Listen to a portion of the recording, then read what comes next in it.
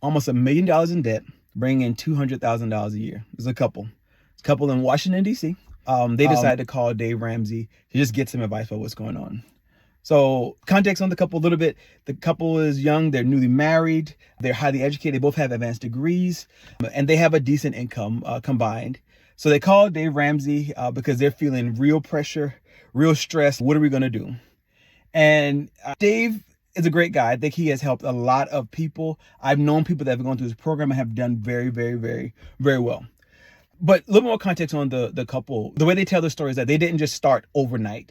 I'm sorry, the debt just didn't start overnight. It happened over the course of time. It started with you went to college, you got your student loans. That adds up. Once I got the loans, I get a job, and I got to live a certain lifestyle now. And that credit cards, additional loans, all these other things, getting new cars, all those things start to pile up. And ultimately you say, I'll fix it later. Well, here they are at later.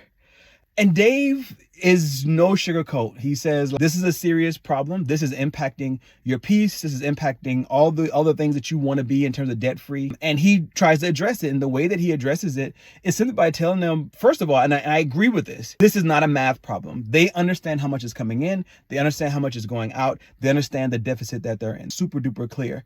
But Dave really just calls out the behaviors that they have. You need to stop, the behavior modifications that need to take place. You need to sell your car. You need to live on beans and rice for a little bit. You need to sacrifice. And he really stresses this point of sacrifice in order for you to get to where you want to go. And I believe that approach works. Sometimes you really need to have that voice of hardcore, kind of tough love is what they call it, have that in your ear. And that works for some people. But for other people, that actually adds more pressure. And that pressure doesn't actually get you to results. It actually causes you to feel a bit of a shame because, for example, let's say you start this program, you're super duper motivated, you call in, you get the advice of whatever it is that gets you started. You're kind of relying on that, not aggression, but you're relying on that to drive you. And what you're missing is like, hey, why did I make those decisions in the first place? What's going on? And so what ends up happening is you start, and then let's say you miss a step, or you don't hit a goal when you want to, you don't hit a target. That then causes shame, which causes you to spiral into like, okay, I tried everything. Now I tried Dave Ramsey. That didn't work. Did I fail? And then that turns into, well, what's wrong with me? And then it turns into, am I a failure? And that momentum that started you going ultimately becomes shame. And that is when people stop looking at their finances and then they revert back to their old patterns. And that's kind of where TalkSense differs. We are not starting with behavior modification.